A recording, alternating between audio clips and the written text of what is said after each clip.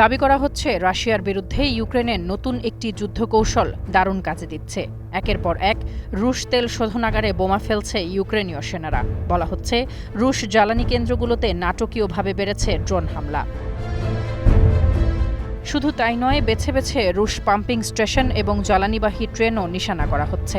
ধারণা করা হচ্ছে এর মধ্য দিয়ে এক ঢিলে দুই পাখি শিকার করতে চায় জেলেনস্কির বাহিনী। একদিকে রণাঙ্গনে রুশ বাহিনীকে বেকায়দায় ফেলা, তেমনি সংকটে ফেলা যাচ্ছে রাশিয়ার অভ্যন্তরে জ্বালানি সরবরাহকেও। ইউক্রেনের মিত্রদেশ যুক্তরাষ্ট্রের সংবাদ মাধ্যম সিএনএনের রিপোর্ট অনুযায়ী সম্প্রতি দফায় দফায় হামলা হয়েছে ভলগোগ্রাদের লুকোইল জ্বালানি উৎপাদন কেন্দ্রে। রাশিয়ার দক্ষিণাঞ্চলের বৃহত্তম জ্বালানি উৎপাদন কেন্দ্রে গত 14ই আগস্ট আগুন জ্বলতে দেখা যায়। কয়েকদিনের মাথায় 19শে আগস্ট আবারও বড় ধরনের হামলা হয় সেখানে।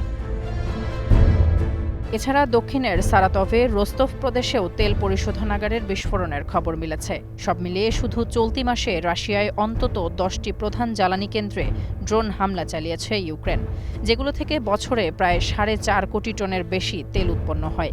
রাশিয়ার সার্বিক উৎপাদনের যা 10%-এরও বেশি।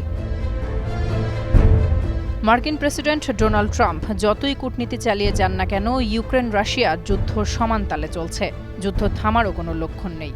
হয়তো সে কারণেই রাশিয়াকে ভিন্ন পথে শায়েস্তা করার কৌশল নিয়েছে জেলেনস্কি।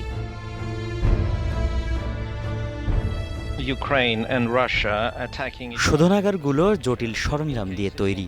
যদি একটি ছোট অংশ ক্ষতিগ্রস্ত হয়, তাহলে পুরো প্রক্রিয়াটি লাইনচ্যুত হয়। রাশিয়া তার উৎপাদিত তেলের প্রায় অর্ধেক পরিশোধন করে, বাকিটা রপ্তানি করে।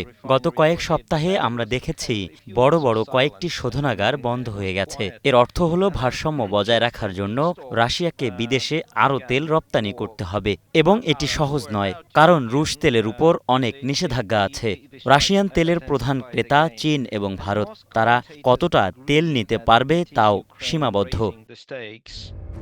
সিএনএন দাবি করছে নয়া যুদ্ধ কৌশলের সুফল পাচ্ছে ইউক্রেন, কারণ রাশিয়ার কয়েকটি অঞ্চলে পরিশোধিত পেট্রোলিয়ামের সবচেয়ে জনপ্রিয় A95 গ্রেডটি এখন আর সহজে পাওয়া যাচ্ছে না। বাড়ছে দামও। বলা হচ্ছে শুধু চলতি মাসেই গ্যাসোলিনের দাম 10% বেড়েছে। নিউ ইয়র্ক থেকে পরিচালিত ট্রেডিং ইকোনমিক্স ওয়েবসাইটেও রাশিয়ায় জ্বালানি তেলের দাম বাড়ার প্রবণতা স্পষ্ট।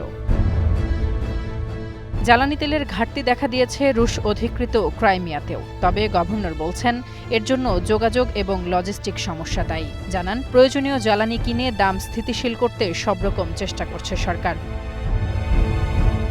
মার্কিন নিষেধাজ্ঞার পরও বিদেশে তেল বিক্রি করে অর্থনীতিকে চাঙ্গা রাখার চেষ্টা করছে রাশিয়া।